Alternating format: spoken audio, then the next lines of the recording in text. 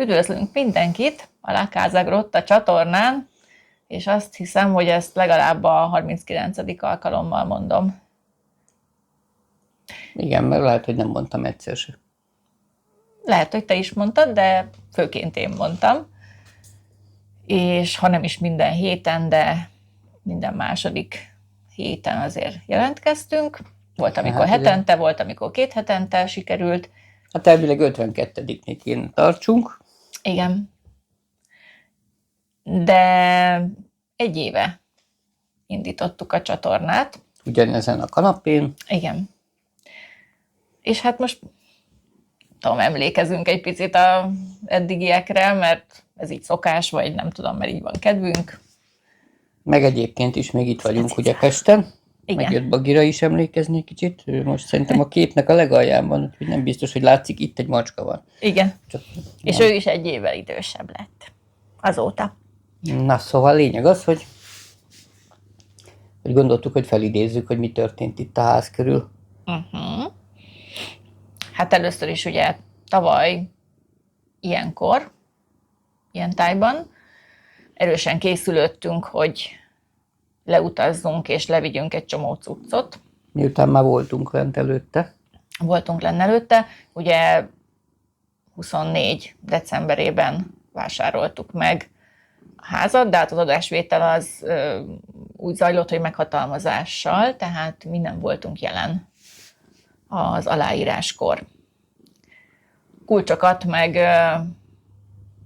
nem kaptunk, mert hogy az nem volt, nem volt kulcs. Igen.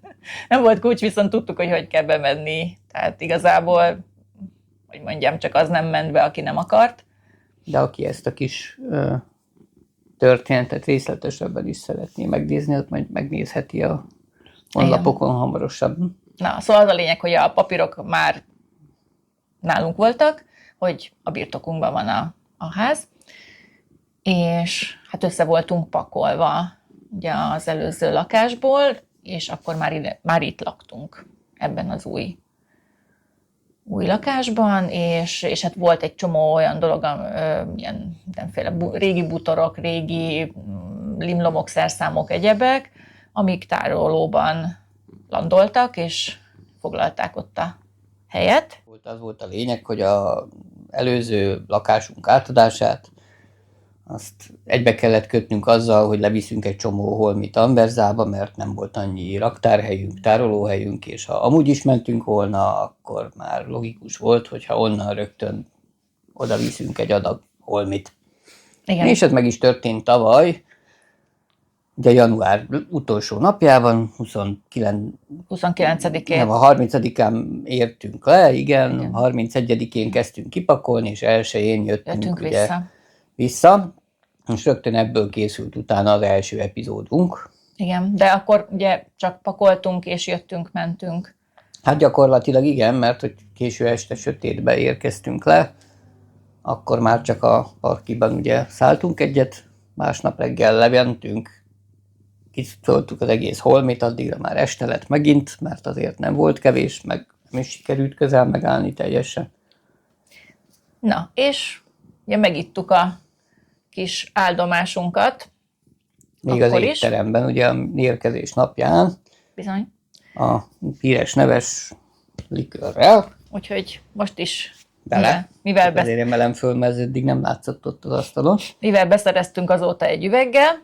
Kicsit már fogyott belőle, de hát... Igen, ezért most újból meg tudjuk egy picit kóstolni annak emlékére, hogy 1 éve sajnos nektek most nem tudunk tölteni, de... 1 éve költöztünk nagyjából. Kicsit több, mint 1 éve. Na, cica, jó illata van? Köszönöm szépen. Igen, hát őt nem kínálom meg azért. Hát nem kéne, valószínűleg bele se inna, mert egy kicsit erős neki talán, bár ez a gyógynövény illat. Ez. Igen, nagyon finom illata is van. Na hát mindesetre akkor kocintás nektek is. Egészségünkre. Józsinak is. Salute. És a Józsi egészségére is, mert... Igen, ő volt, aki segített nekünk a költözésben a múltkor. Úgyhogy most virtuális értelemben, szia Józsi. Akkor azt mondtuk, hogy nem fenékig, mert túl finom. Túl finom. Úgyhogy nem muszáj fenékig, majd közbe bele kortyolunk. Nagyon finom. Van igazság. Na. Cica ide feküdt közénk, nagyon szereti, hogyha itt van közöttünk. Ez egy ilyen macska. Előre is elnézést kérek, mert én nekem most kezd rajtam kitörni egy ilyen náthaszerűség, eddig bírtam. Hát előző hetekben meg én voltam ilyen dögrovásom. Szóval kicsit több mint egy éve volt, hogy kinyitottuk ott a kaput, és aztán húsvétkor volt a következő leutazásunk, amikor már kettesbe mentünk. És miután ugye elvittünk egy csomó olyan dolgot, amit hátrepülőgéppel nem lehet, lásd például nagy akkumulátorpak, meg mindenféle egyéb ilyen dolgok, Igen. ezért úgy döntöttük, hogy kipróbáljuk azt a bizonyos Budapest-Pescara járatot, Flixbus járatot, ami hát olyan majd egy napig megy. Igen. Hát tényleg majd egy napig megy. Ráadásul ugye Bukarestből indul, nem is Budapestről. Igen, csak nem ott szálltunk föl szerencsére. Tehát azért... Hát mi Budapesttől mentünk. Na. Mit keresel? A kulcsot. Aha, hát az jó lenne tudni, hogy van-e. Igen. Ez lesz az.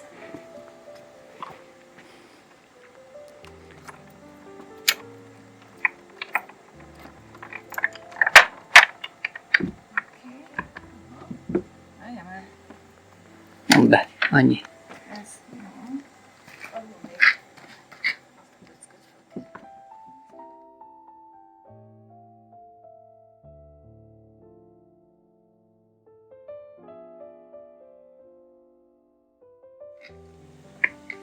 Megvan, csak a szorul.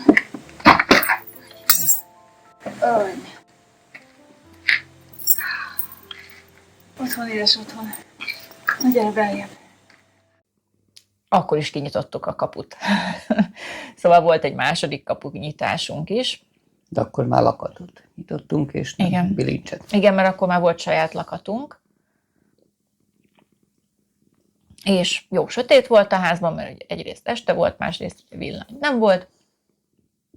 És meg tudjátok nézni, hogy milyen állapotok fogadtak minket, akkor annyira volt energiánk, meg időnk, meg kedvünk, hogy abban a sötétben ugye egy minimális takarítást csináljunk, és megágyazzunk, előkészítsük a matracot. Igen, hát gyakorlatilag ugye már a előző lakásból megmaradt matracot tettük csak le, egy alaposabb seprés után, mert azért volt mit.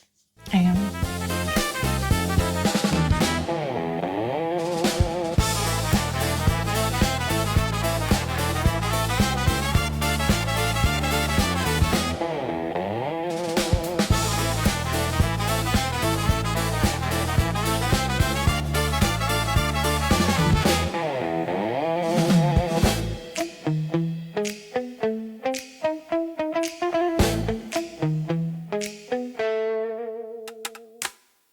És másnap tudtunk neki fogni igazából a nagyobb takarításnak, pakolászásnak, mert Felméréseknek, Hát, meg mindenféle igen, ilyennek. meg felmérésnek, mert ugye amikor jöttünk, mentünk, akkor eléggé ott az alsó két szintre pakoltunk csak be mindent, mert érthető módon nem akartunk sokat lépcsőzni, és iettünk, és nagyon sok volt a cucc, úgyhogy minél hamarabb végezni akartunk, ez volt a fő szempontunk.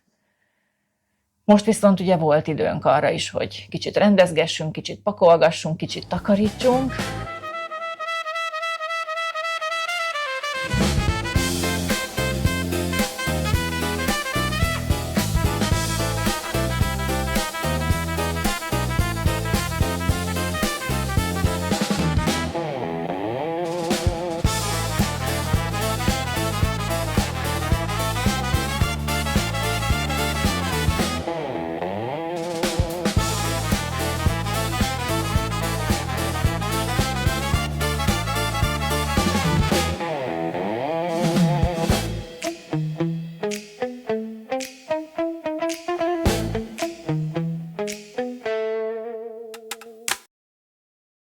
Kicsit felfedezzük a környéket, ugye WC-nk semmi nem volt, vízünk nem volt. Kivéve ugye lent a patakparton, tehát oda jártunk Bizony. vécézni, meg WC papírért.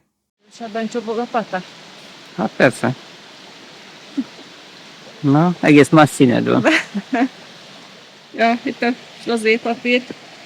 Járkálok vele.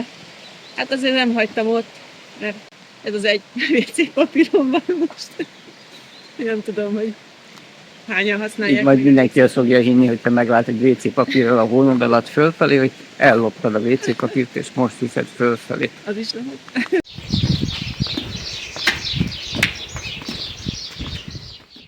Bizony, most már elképzelni is el tudom, de akkor tényleg ez volt. Úgyhogy mindig le, 10 perc séta le, 15 perc vissza, mert annyival ugye nehezebb volt a meredeken, meg a sok lépcsőn följönni. Úgyhogy körülbelül ennyi különbség volt.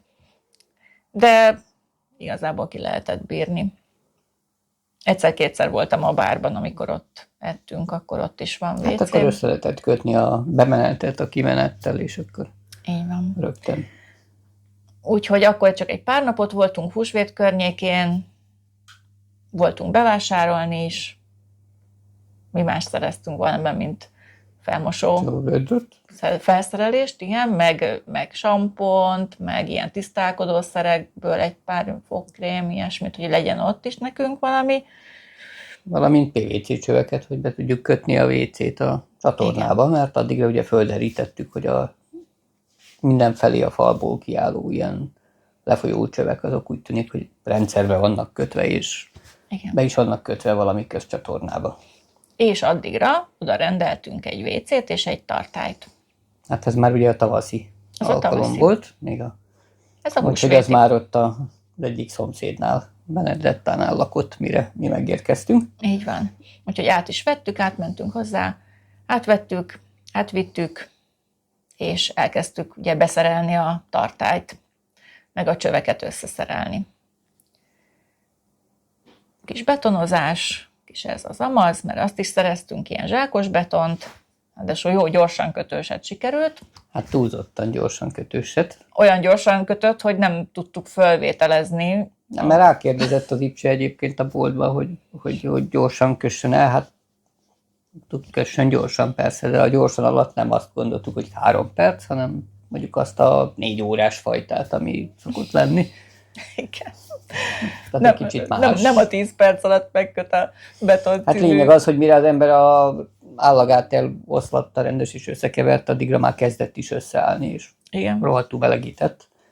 Úgyhogy volt egy kis izgalom, hogy mindent jól sikerült-e beállítani megfelelő magasságba, szögben, nem tudom, távolságban, mert ugye abba a kis beton darabkába raktam bele 2 menetes szárat, amire a WC tartály állványa ült rá.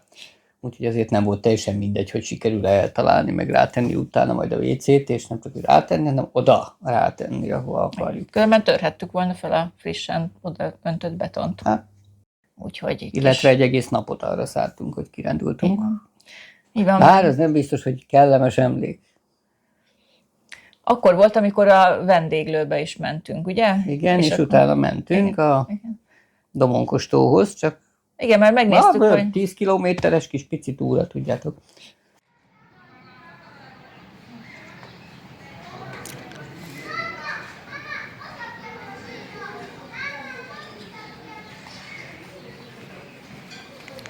Jól laktál? Jól.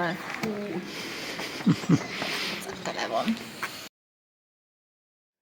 Igen. Akkor egyébként nagyon felpesdült az élet Anversán, mert ugye hát húsvét miatt sokan jöttek oda, szerintem a telkesek is, akik igen, úgymond igen. Hétvégén giháznak vették, vagy nyaralónak vettek itt házat. Hát meg ilyenkor a családok ugye együtt szoktak lenni, és látogatták a családtagok mondjuk az idősebbeket, akik itt laktak Anversába. És nagyon sokan voltak a vendéglőbe, az a lényeg, de mi még kaptunk asztalt, pedig nem foglaltunk előre. Máskor kellett volna. Hát az volt a szerencsénk, hogy ketten voltunk. Hogy csak ketten voltunk. És mert volt versenyben velünk egy 10 fős csapat. Igen. Csak ők, amikor beestek, akkor eljöttek, hogy 10 főnyi hely már nincs. Az nincs. Tehát ott tényleg előre be kell jelentkezni, és bizonyos napokon van csak nyitva az az étterem, és mindig figyelni kell a kiírást, hogy egyáltalán mikor tartanak nyitva, mert általában ilyen délidőben vannak, hétköznap, És csak hétvégén. pár órát. Igen, és csak szombaton vannak úgy, hogy este is, meg délben is, meg este is. Vasárnap meg talán egyáltalán nincsenek nyitva, de most így nem mernék rá megesküdni. Szóval az a lényeg, hogy a Facebook oldalukat kell figyelni, illetve a kiírást az ajtón, mert arra kiírják. Tehát aki nem helyi lakos, az azért így gondban van általában. Na és akkor elmentünk még kirándulni. Jó, hát még a délután még ugye elég hosszú, menjünk át Villalágó fele, ugye a tóhoz, a Domonkos tóhoz, mert ott van egy remetesség, van egy tó, akkor megnéztük a Domonkos tavat, egy kicsit kalandosra sikerült. Hát túlzottan is kalandosan. Tehát ott szó szerint már sötétedett, meg... Hát igen, meg az életünkért küzdöttünk. Küzdöttünk egy gyakorlatilag ilyen lejtőn. Törmelékes lejtőn, miközben szépen, diszkréten dörgött az ég a háttérben. Igen. Hogy talán érdemes lenne haladni, és hát úgy alattunk pár száz méternyi meredély, fölöttünk is néha 100 méter szikla, néha nem, semennyi, tehát egy ilyen gerinc alatt egy kicsivel haladtunk. És akkor meg kicsit kezdtünk pánikolni.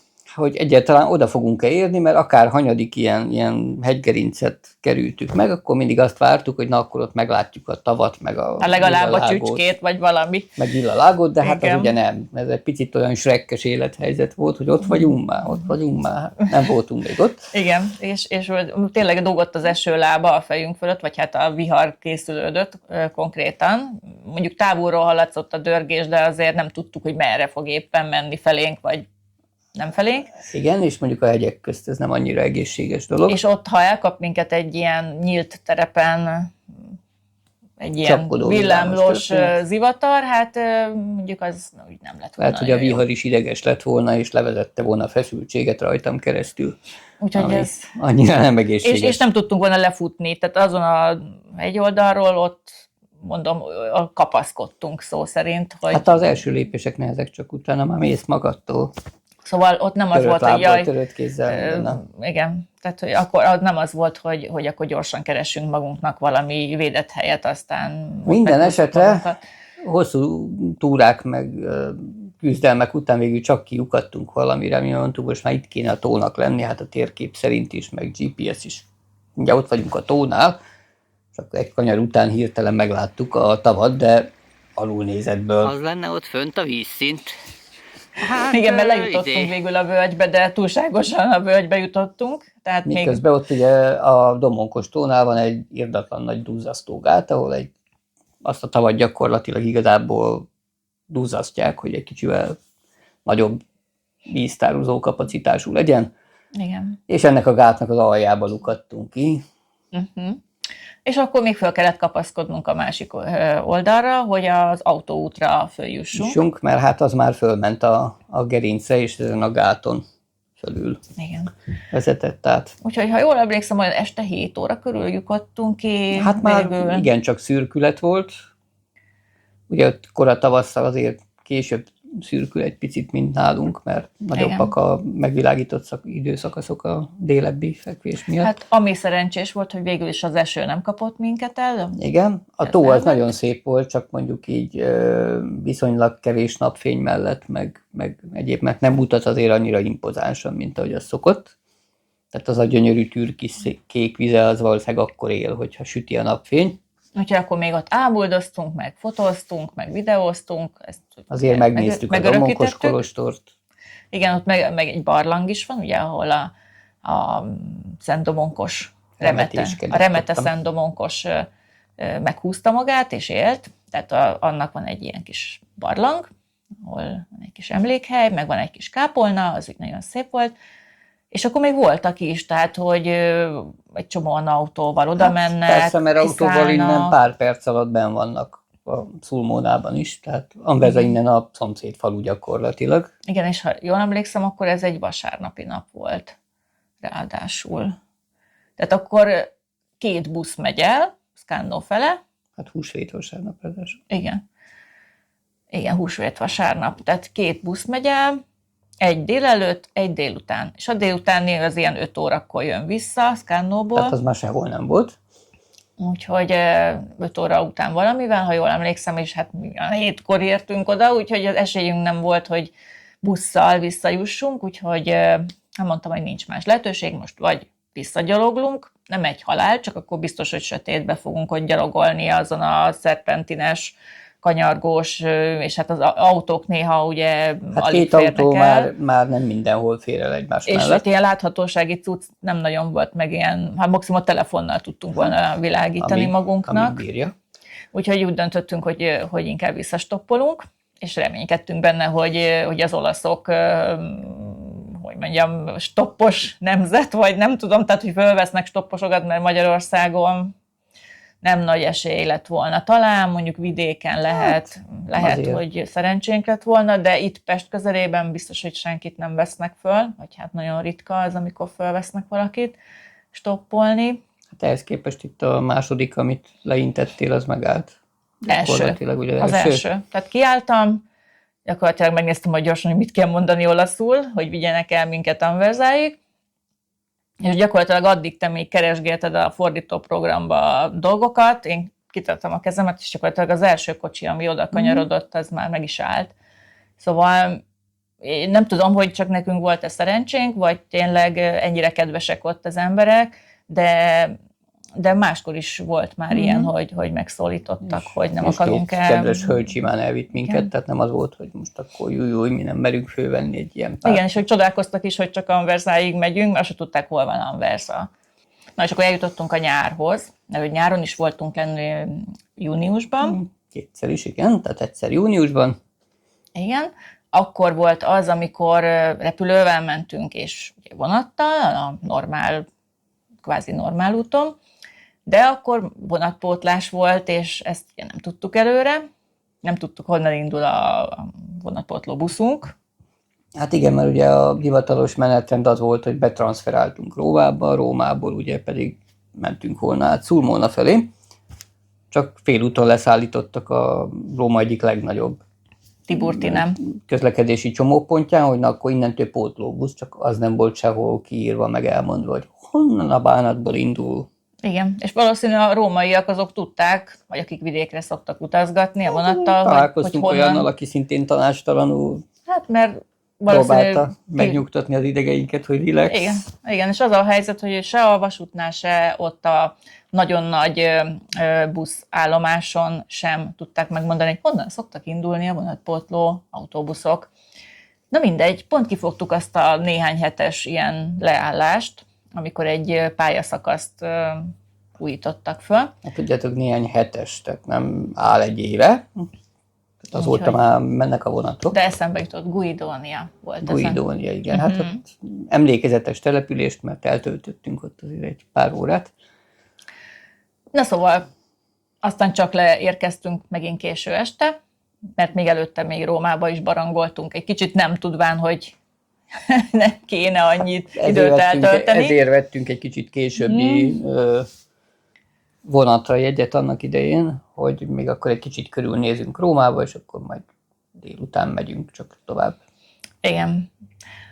Úgyhogy szerencsésen megérkeztünk, és utána nekiálltunk másnap szintén felmérés volt, meg pudiszerelés.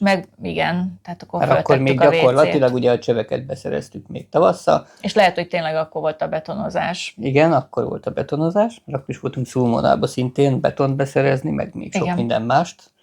Igen. Csak hát ugye a betont hagytuk a legvégére, úgyhogy a zárás előtt 5 perccel sikerült beszerezni. Tehát nem csak a beton volt rapido, hanem a beszerzési tempó is rapido. Igen, talán ezért nem sikerült annyi ideig válogatni, mint szerettük volna, meg az az igazság, hogy ugye bemész egy ilyen tök ismeretlen boltba, és azt se tudod, ugye mit, meg hogyan, meg sokszor kérni kell, tehát oda jön hozzád az eladó. Hát ez egy nagy raktáráruház, tehát ott nem az volt, hogy a polcok közt gurigázol a kis kosárkával, és akkor főpakolgatod magadnak a holmit, hanem ott ugye a bácsi meg följegyzetelt, hogy neked mi kell, aztán füttyentett a inas gyereknek, aki odahozta hozzád, és bepakolta. Igen, tehát ki is szállítathattuk volna egyébként, hogyha most nagyobb mennyiség most kellett volna. Egy zsák az nem biztos, hogy megérte volna egy zsákot szállítatni. Igen. Bár lehet, hogy egyébként kihozták volna ezt. Szóval majd. elég sok minden volt, mindegy, majd legközelebb okosabbak leszünk. Hát és legközelebb, akkor... ha veszünk ilyesmit, akkor már valószínűleg nem egy zsáknyi kell, de itt most Igen. tényleg egy ilyen 10 centiszer 1 méteres Igen. ilyen kis pici patkát kellett megcsinálni, mert annyi maradt ki a padlóból Igen. a majdani WC-be, ami most már nem annyira majdani, csak Na mindegy, évig. hát legközelebb, ha ott veszünk, akkor tudjuk, hogy össze kell válogatni, egy kupacba lerakják nekünk, és akkor meg kell beszélni, hogy hova kell szállítani, és mikorra viszik nézegettem ki. már egyébként a mind hivatalos értékelései között és a szállításról jó véleménnyel voltak, meg nagyjából le is van írva egyébként, hogy megy, tehát nem teljesen kell kitalálni minden nulláról. Szóval ez fog működni valószínűleg. A csőbolt is, ahol vettük egyébként a Igen, PVC-s hát ott csöveket, is az is jó végül volt. is felfogta, hogy mit akarunk, csak azért a pontosítása, hogy most a 135 fokos idom az még oké, de hogy az egyenes csőből akkor most milyen hosszút, és most olyat, aminek a két vége az... Úgyhogy itt elkezdtük mondani, ugye olaszul, és aztán megmutattad ugye végül telefonon a képet, és akkor ugye mondta, hogy oké, menjél vele, és akkor hátravitt. Igen, és... hátra mentünk, és kiválasztottuk a polcról, hogy mi kellett. Abszolút normális volt a Igen. illető. Ez sincs rajta a felvételeken egyébként, az a csőboltos sztori. Hát igen, mert hogy a csőboltba akkor érkeztünk, amikor elkezdett szakadni az eső. Általában bevásárolni, a bárba vásároltunk be. Néha lementünk Szulmonába, de akkor összekötöttük általában valami anyagbeszerzéssel. És voltunk ugye abba a Nuovo Borgóba, ahol az egy pláza, ahol mindenfélét lehet kapni, háztartási felszerelésért mentünk általában, vagy a Coopba mentünk, kajáért. Vagy gázért. Vagy igen, kis gázpalack, kempinggázpalackért, ilyesmit, de ott tényleg mindent lehet kapni, még dugajat is, ott, bár nem ott vettünk végül, de megnézegettük azt is. Felmosó felszerelést, ahogy mondtam.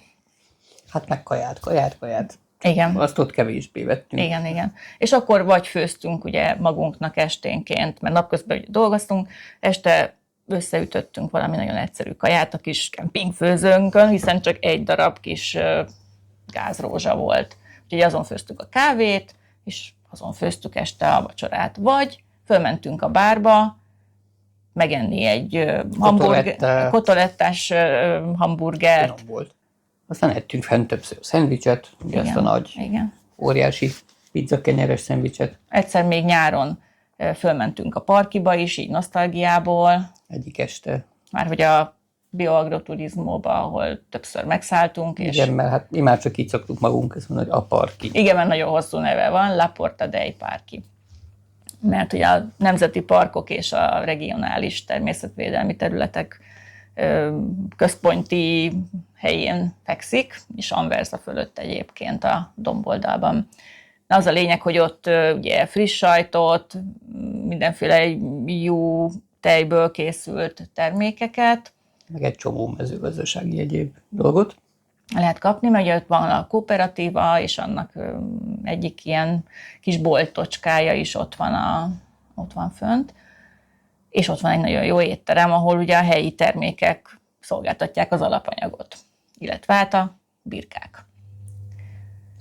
Úgyhogy birkából készült mindent is lehet kapni, meg rá kell kérdezni, általában ugye frissítik az étlapot is, de hogy rá kell kérdezni, hogy aznap éppen mit ajánlanak, mert mindig ajánlanak valamit. Igen, hát birkából minden készül, ágytakarótól a tortáig és a fagylaltig. Igen, tehát ott igen, ott a juhtejből van a fagyi is, nagyon finom. Szóval egyszer oda fölmentünk vacsorázni, és akkor sötétbe jöttünk le, és akkor elkísért minket Sheldon, a kedves abruzzói juhászkutya, aki ugye szintén egy helyi jellegzetesség, ugye ez a faj, mint olyan, és valami übercuki egy kutyák egyébként, úgy ilyen tájban szokott lenni a Abruzzó környéki Instagram, meg minden a éppen született kiskutyáknak a elragadó képeivel. A Bagira kevésbé díjazza őket, de nagyon kis tündéri kis szőrgombócok, kis hófehérek. Aztán ilyen picik, aztán utána meg... Akkor túrából volt nekünk sőt 2 a júniusi időszakban is. Igen, Mert Castrovalva. egyrészt júniusban fölmentünk egyszer Castrovalvára, amikor Igen. az előbb emlegetett PC betonozás Molto Igen, Rapido igen, stílusban megtörtént, akkor utána még az ottan szilárdult. Ugye a bedolgozhatóság, meg a szilárdulás, az két dolog. Akkor fölsétáltunk, mert gondoltuk, megnézzük a szembelevő kilátóhelyeket. Igen. Amikor ott a házból az ablakon, konyhaablakon kilátszanak sziklák, feltételeztük, onnan visszafelé izgalmas lesz a látvány, és akkor menjünk el odáig.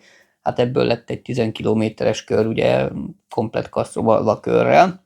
Igen, de Castrovalvában is Viszont már... felfedeztük a szembelevő kis legelőfoltnak a szélét is, ahol ilyen olivást is találtunk, meg valami eszméletlen kilátást ott a környező hegyekre, tehát valami tényleg gyönyörű, meg Anverzára visszanézni is valami varázslat. Aztán ugye akkor már másodjára jártunk fönt Castrovalván, tehát ott már kicsit ismerősebben mocorogtunk ott fönt a hegygerincen, meg tudtuk, hol kell lemenni a patak felé, hogy hazajussunk. Tehát segített a 24 márciusi helyismeret. Igen, a helyismeret, tehát hogy akkor már nem kerestük az utat, hogy merre kellene lemenni, mert akkor már elég konkrétan tudtuk. Hát nem mentünk most ki a keresztig, mint az első nagyobb kirándulásunkon, amit ott tettünk a környéken. Igen. Tehát ez volt egyszer. Aztán utána kimentünk egyszer Scannóba még ezen a nyári, júniusi alkalommal. Igen. És akkor megnéztük a városkát, eléggé tüzetesen, alaposan, sok utcát bejárva, meg úgy félig meddig a tavat, mert elkezdtük ugye keresni a híres szív alakú tavat. Bizony. De odáig nem mentünk el végül, mert hát találtunk egy helyet, ahol olyan kicsit, eléggé nehezen értelmezhető lett volna a szívnek még az alakja, de miután sötétedett, meg ment az utolsó busz, ezért úgy döntöttünk, hogy azt majd akkor egy hónappal később, amikor Emma is velünk lesz. Hiszen biztos érdekelni fogja őt is, gondoltuk. Ugye Emma lányomról van szó konkrétan. Akkor majd vele megnézzük a szívalakú tavas részt is. Igen, mert akkor már tudtuk, hogy jönni fog augusztusban ő is. Igen. És hát ugye akkor még ugye júniusban voltunk, visszaszaladtunk, ott még tudtunk cukrászdázni egyet a városba, és akkor haza is csorogtunk a busszal, ahogy az úgy menetrend és szerint akkor szokott. kitapasztaltuk, hogy honnan indul a busz visszafele. Na, hát augusztusban már nem onnan indul, de hát... Ezért mondtam. Mert hogy akkor úgy volt, hogy tudtuk, hogy honnan fog indulni a busz. Aztán akkor beszéljünk az augusztusról is. Igen, mert hát az egy újabb tapasztalat volt az olasz szokásokkal és egyebekkel kapcsolatban. Mert hogy hát tudtuk, hogy a főtéren ott fönt ott a busz indulása, egy kicsivel még följebb a postánál, vagy nem tudom mi volt ott a fönt. Postával ott a postával szemben volt a végállomás, ahol megfordult a busz, és akkor onnan ment vissza. Igen. Ugye ez a igen, mert Scannò a végállomása ennek a járatnak. Tehát a másik meg fordul Sulmona, egyet, és ez megy keresztül Anverzán. Igen. Hát aztán vártuk ott a buszt, meg nagyon néztük az órát, jön, nem jön, hát hogy megyünk haza, hogyha ezért utolsó busz, és aztán valami, nem tudom, hogy sikerült így rájönni, talán elmentél megkérdezni, hogy most akkor... Igen, én nem mentem ott és a akkor téren. többen mondták, hogy hát itt lesz a busz. Itt lesz a busz. Hát, innen szokott indulni, és ott olyan helyi emberkéknek tűntek. Hát már ott is lejjebb mentünk picit akkor a főtérhez, mert hát igen, ha lesz is busz, ott fog kimenni. Tehát meg ott az a helyzet, hogy egy csomóan ácsorogtak és beszélgettek, mert nem mindenki tudott ott leülni, mert rengetegen voltak a téren. Ugye Scannò az egy kicsit nagyobb bacska hely, és hát, nagyon igen. Turistás nyáron. Igen, hát a tó miatt is, meg ugye ott jóval nagyobb házmennyiség is van, meg. És ott egy csomóan álltak, hát mi azt hittük, hogy akkor azért állnak ott, mert ők is biztos várják a buszt. Hát nem, ott csak buli volt, bulika. Igen. Mert hogy Olaszországban nyári időszakban ez egy ilyen divatos ezeknél a kis településeknél, hogy miután a legtöbbje úgy van kialakítva, hogy önálló kis bekötő útja van csak a főúthoz, és nem megy keresztül rajtuk a főút. Ezért nemesen is egyszerűen ki szokták rakni a táblát este, hogy na akkor most innentől nincs behajtás a faluba. És is kordonozzák. Senki nem mehet be autóval. Tehát jön a karabinieri, és lerak ilyen záró táblákat. Vagy igen, ilyen rácsokat, tehát ilyen elkordonozza gyakorlatilag a fölteret. Az a lényeg, este 7 óra környékén, ahogy megfigyeltük. Az a lényeg, hogy ez bizony a buszra is vonatkozik, tehát a busz sem megy be. Na most Pont. az a lényeg, hogy még nem volt 7 óra egyébként, de már ott elkerítették. És akkor néztük is, hogy fog ide bejönni akkor a busz. És akkor már kezdett gyanúsá válni, és akkor megláttuk a távolban a buszt. Hát egy jó pár száz méterrel arrébb lent a kanyarban, Igen. a városkának Még a tér külső részén, hogy ott áll a busz, és indul visszafelé Anversába. Igen, ott láttuk, hogy fordul meg éppen. Ezt akkor ment a rohanás. Hát igen, mondjuk az a telefon, ami most éppen vesz minket, az akkor csinált is némi szaltót. Mert a zsebedben volt, és te is rohantál. Na, szóval Emma rohant elől, mint ugye a legfiatalabb és legfürgébb. Hát, És akkor szerencsére, hogy ő ilyen fehérbe, meg feltűnőbe volt, meg hát egy csinos fiatal lány ott fut a busz után, hát a sofőr ugye ellágyuló szívvel úgy döntött, megvárt minket. Egyébként is valószínű, megvárt minket, csak mi nem lettünk volna olyan fürgék, valószínű, hogy mi ott maradtunk volna, mint a borra való. Annak a rendje, hogyha Emma nem fut előttünk egy ilyen jó 20-25 méterrel még. Hát igen. És mondom, elég feltűnő ruhácskába volt, ilyen kis fehér szoknyácskába, meg ilyesmibe volt. Hát abban a poncsószerű. Igen, meg abban a poncsóba, igen, mert ráadtam egy ilyen poncsót. Hogyha bemegyünk templomba, akkor ugye olasz templomok, én már jártam úgy, hogy kiküldtek, tehát, hogy ilyen újatlanban nyáron sem, rövid gatyába, szoknyába sem engednek be. Mondjuk itt tényleg nem nézték, de én már jártam úgy Velencénben, úgyhogy kapott a kölcsönbe egy ilyen poncsót addig. Érte. Úgyhogy én azóta tudom, hogy az olasz templomban jobb, hogyha az embernek van egy ilyen stólája legalább, vagy amit így magára tud átmenetileg ölteni. Ilyenkor, és aztán kint meg persze meleg van, és akkor meg vissza. Na jó, de ez a könnyű kis strand cucc, ez... Na mindegy, és akkor elég feltűnő jelenség volt, hogy ott libeg lobog rajta ez a ilyen poncsószerű valami, strandruha, úgyhogy elértük a buszt. Na de előtte azért megnéztük a tavat. Megnéztük, és hát elárulhatjuk, elspoilerezhetjük a dolgot, hogy abból a nézőpontból, ami ott ki van jelölve, ott valóban szív alakja van. Tehát nem csalás, nem ámítás, a neten mindenfelé feltűnő szkannói tavacska. A városkáról meg hát beszéltünk, hogy tüneményesen szép. Van külön adás róla, úgyhogy meg lehet tekinteni azt is. Bizony. Ez már az egyik késő nyári időszakban jött ki ez az epizód. Igen, hát ez is az egyik legszebb falvak közé tartozik, Olaszország vagy Abruzzo legszebb falvai, de Anversa is ott van, meg Villalágó is köztük, úgyhogy ezek hát igen, így ez sorba. a völgy így föl van fűzve ilyen. Igen, de mondjuk Scannò a leghíresebb, legnevezetesebb ebből a 3 településből. És mi volt még? Hát ugye augusztusban nem csak Scannóban voltunk, hanem voltunk a tengerparton is. Hát azt muszáj azért megnézni. Hát ugye először a tengert úgy relatív közelről még a áprilisi húsvéti leutazáskor láttuk, amikor is a emlegetett Flixbusz a hosszú egésznapos utazás után ott a tengerparti plázson hajtott be Pescarába. És akkor az ablakból néztük ott a rettenet mennyiségű Lidót, meg hát a 15-20 fok környéke lehetett odakint, de azért már voltak a parton. Igen. Játszottak, labdáztak, szaladgáltak, hát fürdeni azért 1 vagy 2 merész embert láttunk, de szerintem az a helyi sirilláknak az olaszországi ága. Igen, tehát Pescara Abruzzónak egyik legnagyobb városa, lélekszámban, meg talán területben is. És hát a főváros. Hát gyakorlatilag ilyen regionális tartományi főváros, mert a régi tartományi főváros az ugye L'Aquila. Meg igen. Igazából regionálisan mi oda tartozunk most is. Tehát, igen, de most Abruzzónak a jelenlegi hivatalos fővárosa a Pescara. Igen, hát majd Pescara megyének is a székhelye. Igen. Tehát Pescaráról nem csináltunk még úgy adást, csak a tengerpartról, meg ugye 1-2 teret, templomot, ilyesmit vettünk föl, de annyi még kiegészítésképpen, hogy gyakorlatilag mivel kikötőváros, ezért iszonyatosan lebombázták a második világháború alatt. Hát olyan konkrét nagy kikötő itt? Nem, most már nincsen, de hogy azelőtt volt. Most is van kikötő. Most is van kikötő. Ancónába Ancona az jóval nagyobb, de van. Pescarában is van kikötő, csak már nem akkora, de a második világháború előtt jelentős kikötője volt. Ez itt nincs tudomásom, jelen pillanatban nincs nagy átkelő pont, meg egyéb az Adria túlsó oldalára, mert úgy körülbelül Zadar magasságában van ez Igen. a Na mindegy, történet. Ancona ugye északabbra van, ez nagyobb kikötőváros, de az nem Abruzzo. De most Abruzzon belül, mint kikötőváros, azért elég nagy. Ja. Ez meg ugye Ortona, ami még olyan nagyobb bacska.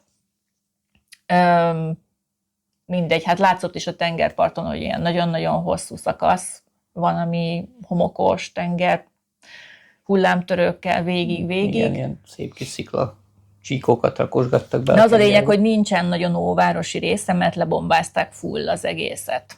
Igen. A második világháború, tehát a régi Pescarából nem sok maradt. Úgyhogy viszont van szép, modern ilyen biciklis híd, meg gyalogos biciklis igen, híd. zenélő, szökőkút. Így nagyon-nagyon szépen rendben van, sokan is laknak, viszonylag sokan dolgoznak, tehát hogy Abruzzóban a munkahelyek jelentős része, ugye itt Pescara is környékén van.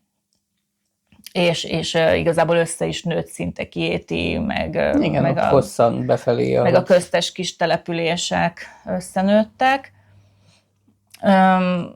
És ott van ugye az emlegetett Obi, Ikea, nem tudom, tehát Chieti és Pescara között. Szintén volt egy külön műsorunk és adásunk, amikor oda elmentünk bevásárolni, akkor vettük a villanyszereléshez a mindenféle ilyen zóna industriále. Igen, tehát ilyen ipari, vagy üzletközpont. Ipari kereskedelmi.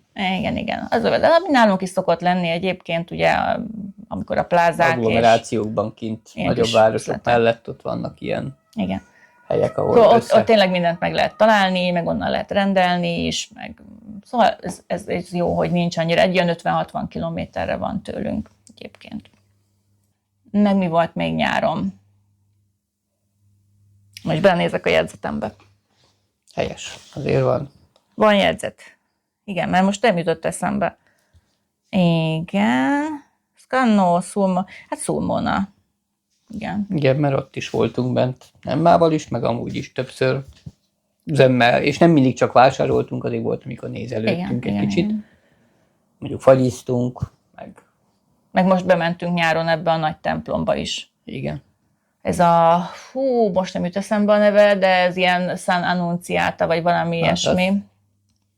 Igen, arról vannak felvételeink. Egy kolostor, meg templom együttes. Ahol gyönyörű szép ilyen kőmozaikok voltak bent a templomba. Igen, szóval azt néztük meg, megfagyiztunk. Ott van egy nagyon jó fagyizó. Több is, de ott a főtéren igen. Öreg középkori vízvezeték mellett ott is van legalább 2-3 fagylaltozó, de az egyik az különösen ismert, és tényleg finom volt a fagyi. Igen. Meleg volt sajnos arról a nagy lovas játékról, ami a főtéren szokott lenni, a Garibaldi téren, arról pont lemaradtunk, mert amikor júniusban ott voltunk, akkor még éppen építették a helyszínt. Igen. Hát azért azon lehidaltam, mert először nem értettük, hogy mi a franc történik, hát felújítják a teret, vagy föltúrták, mert hogy ilyen eszkavátorok rohangáztak ott a téren, és így irdatlan nagy magasságban álltak a földkupacok, és nem tudtuk, hogy mi a fene van először.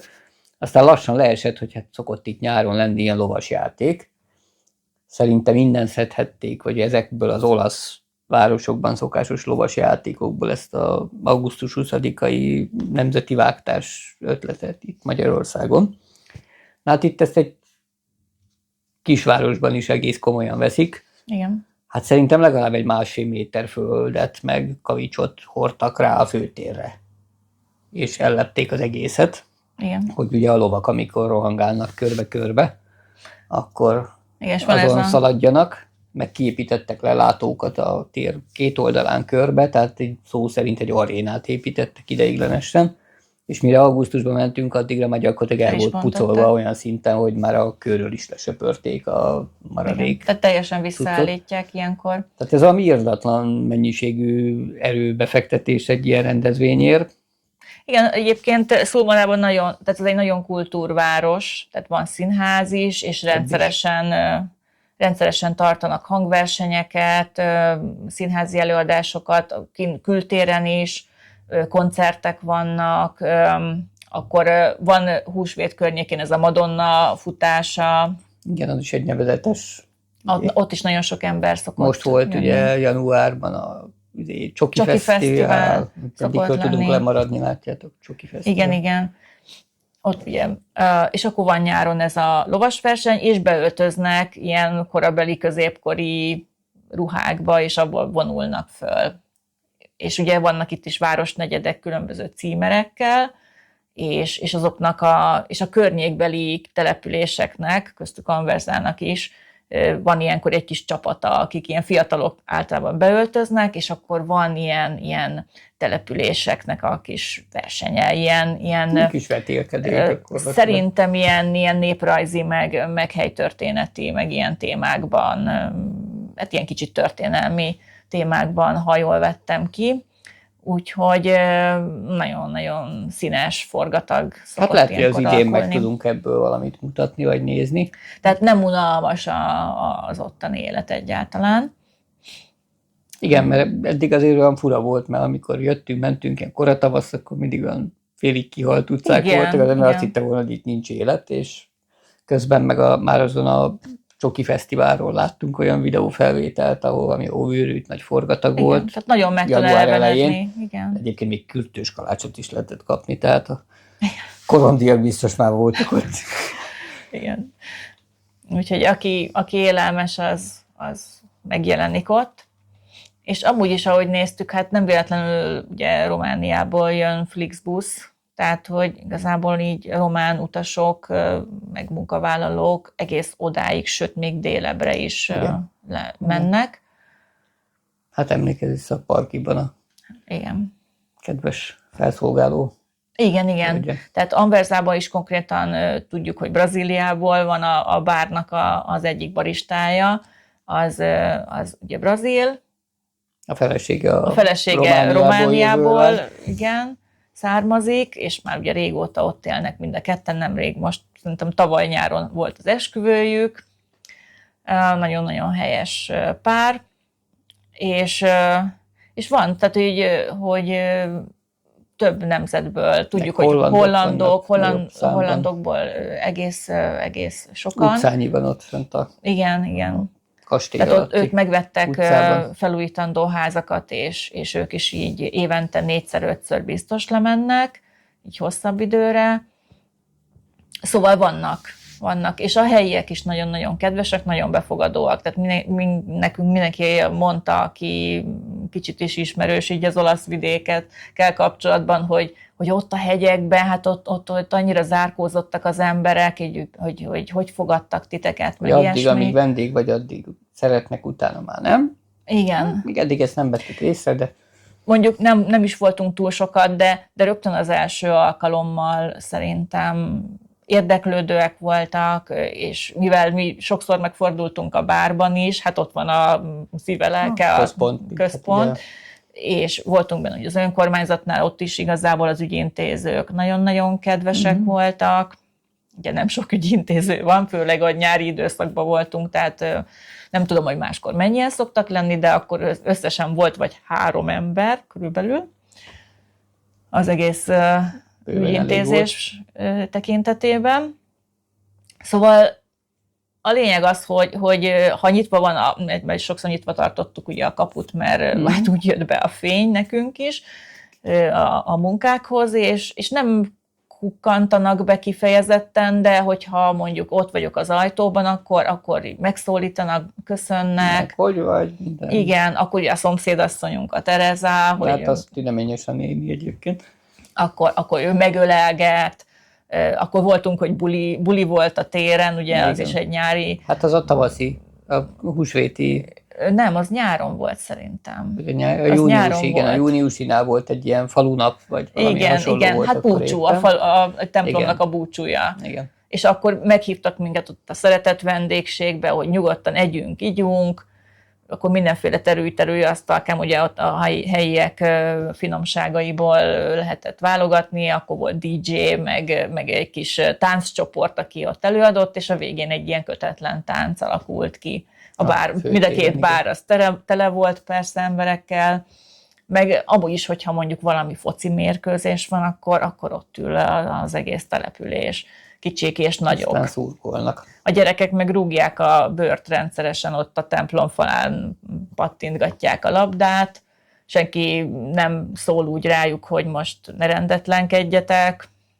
Hát szóval hagyják őket Igen. kimozogni magukat. Egy egészséges mértékig szerintem hagyják, de nem történt soha semmi. Jobban fog aludni az este. De odafigyelnek rájuk, tehát és ezért is zárják le egyébként a teret, hogy a gyerekek is nyugodtan tudjanak játszani. Igen, hát meg a turistok is azért olyankor ott sétálgatnak, jobbra-balra gondolom, Igen. föl alá, most nem hiányzik senkinek. Igen. Másrészt meg aki helybeli, az úgyis addigra hazament. Igen.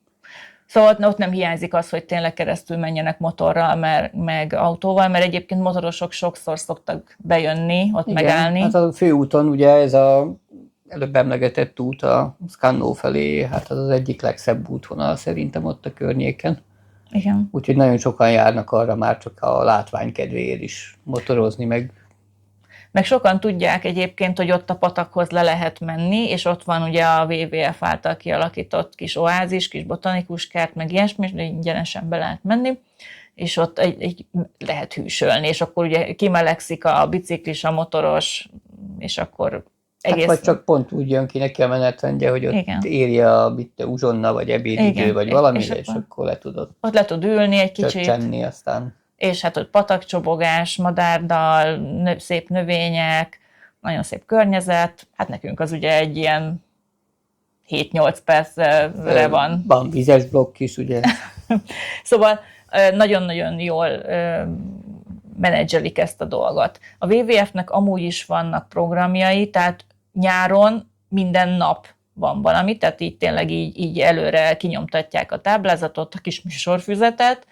Van egy információs pont a főtéren, azt fiatalok viszik, tehát ilyen önkéntesek, úgyhogy váltják egymást, hogy beosztják egymás között, hogy ki mikor, meddig van ott, és ott mindenféle térképet, prospektust, meg foglalkozásokat szoktak gyerekeknek tartani. Hát a helyi élet meg egyébként is van, mert azért az utóbbi időben jelentkeztünk egy-két helyi fórumra, meg felületre, csoportba, ide-oda, és azért az látszik, hogy majdnem minden héten van valami kis akció, amivel megmozgatják a helyi közösséget, leginkább a gyerekekre fókuszálva.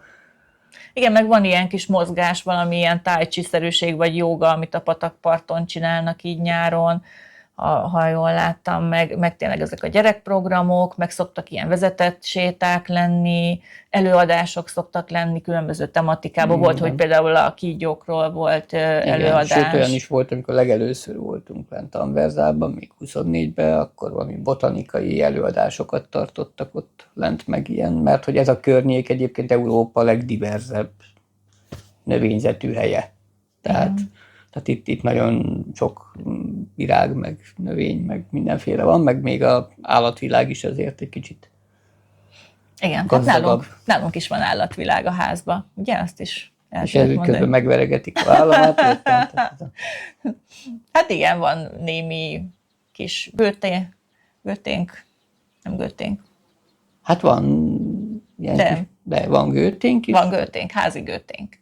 Meg van házi skorpiónk is, ilyen picike. Hát ilyen ekkorkák csak is. Igazából az Olaszország szerte sok felé vannak. Igen. Még Toszkánában is volt, hogy láttunk ott a háznál, meg mondták is, hogy nem kell nagyon bepánikolni tőlük. Hát igen. Hát utána olvasva egyébként ártalmatlan jószágok, ha nagyon piszkálom és úgy gondolja, hogy védekezni kell, akkor ilyen mélycsípés jellegű erősséggel meg tud csípni. Tehát igen, persze védekezik. De hát inkább nem kell csesztetni, és akkor...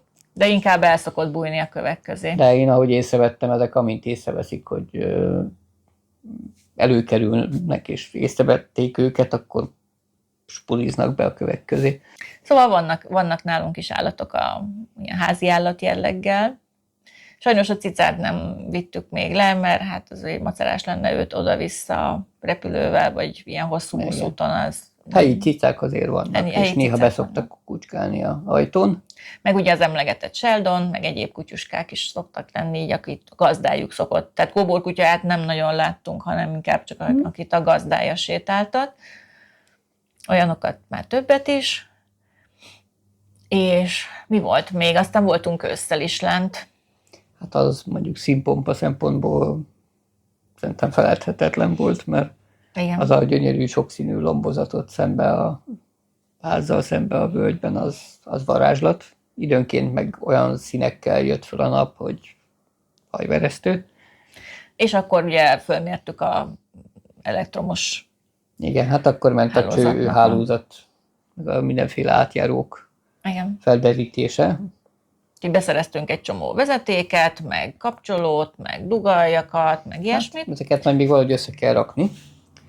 És elkezdtük ugye ott a WC felé, mert ott odáig nem volt, csak egy ilyen kóborcső volt átfűzve nekünk mennyezeti világítás gyanán, de nem volt se kapcsolóhoz. Hát mi konnektorhoz akartunk volna konnektor még se volt bevésni újabb falban. dolgokat, másrészt meg ugye ezt ne felejtsük el, még tavasszal, meg nyáron elkezdtük ott a földszinten kibontani a falakat. Igen. Mert ott ugye volt egy egész pici fal, ami hát gyakorlatilag egy ajtónyi volt az egész, tehát a fal csak az ajtó fölötti kis tégla sorból állt gyakorlatilag, mint az ajtót már igen levették róla.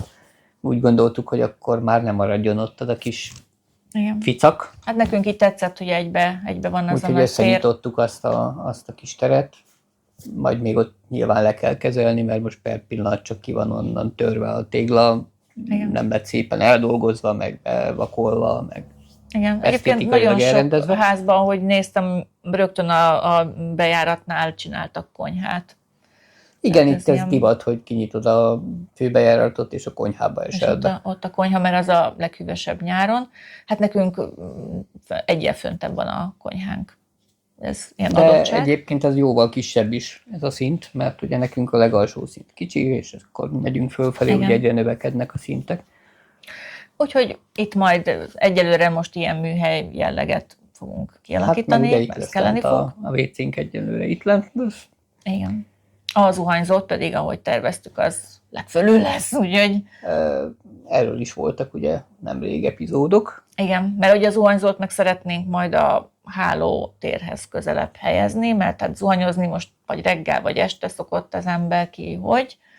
Igen. Mondjuk, ha nagyon porosak, meg egyéb koszosak vagyunk, akkor lefekvés előtt zuhanyzunk majd, és akkor egyből ugye tudunk is menni aludni utána.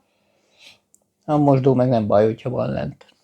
Igen, hát tervezünk majd egy másik WC-t is fönt azért.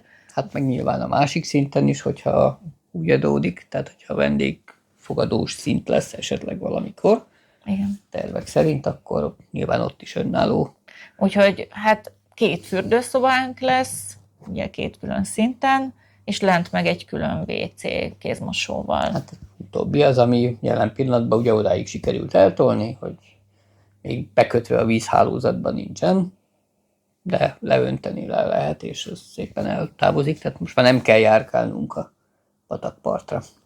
Igen, hát ez volt a legfontosabb, aztán jön majd a villanyszerelés, hogy ez meglegyen, és a nyílászáróink, az ablakaink, hogy jól zárjanak, és az üveg.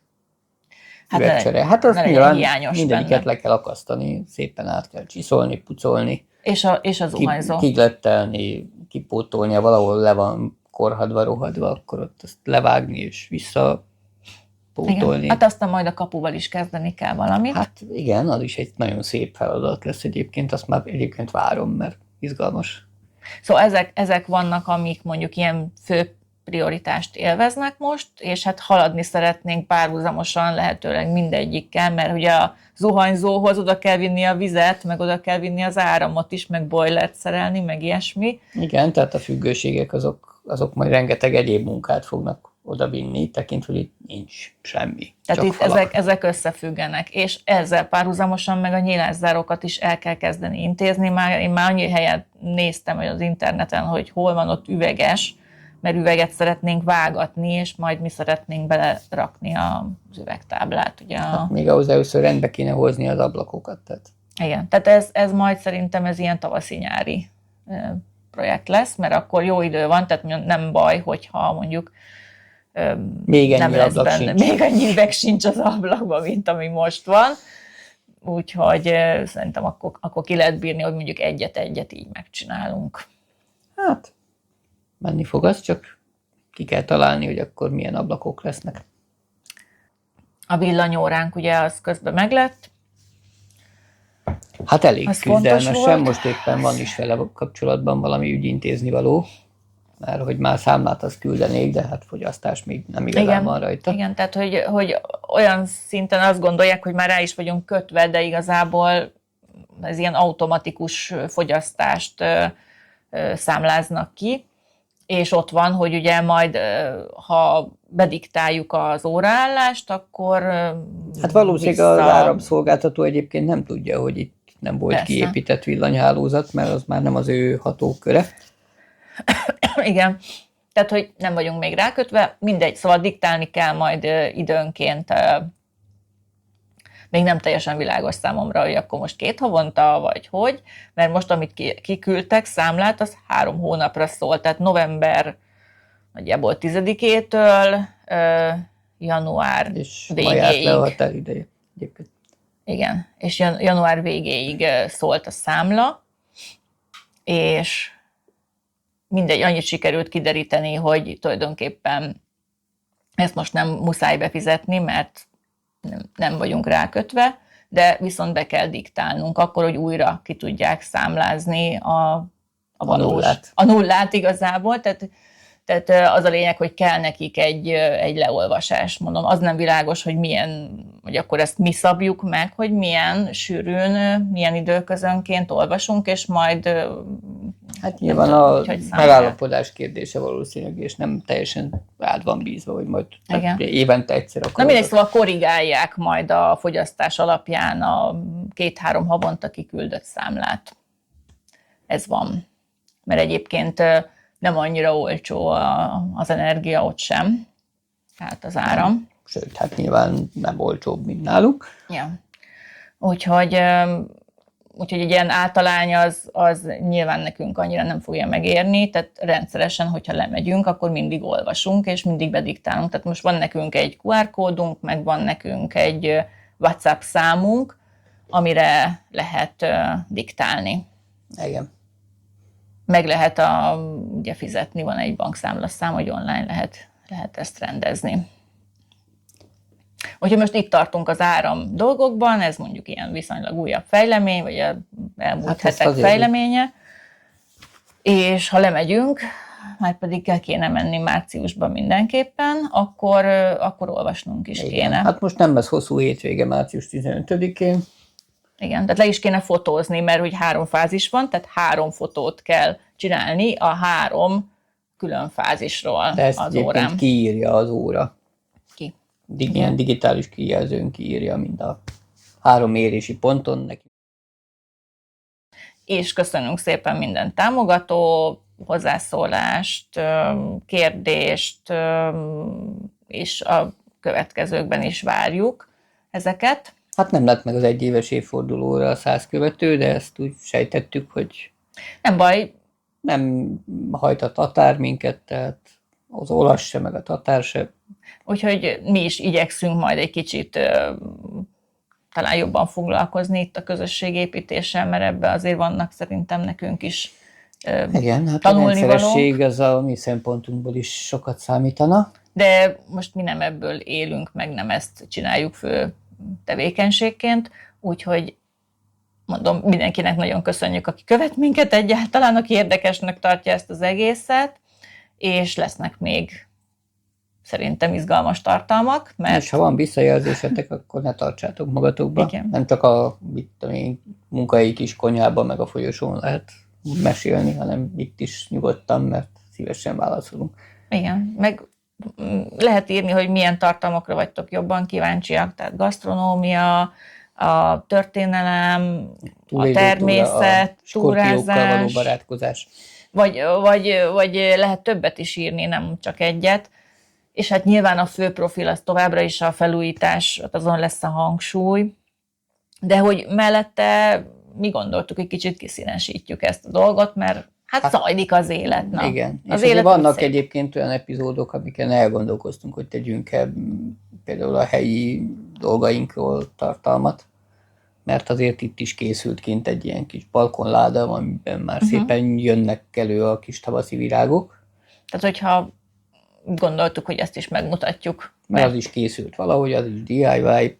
Igen, meg ez is a mi életünknek Igaz, nem a része. Olaszország, bár annyi köze van az olaszokhoz, hogy a házban lakó olasz sajtkereskedő család raklapjaiból készült, tehát ráadásul Dél-Olaszországba járnak, úgyhogy itt az olasz vonal az majdnem mindig beköszön a dolgokba.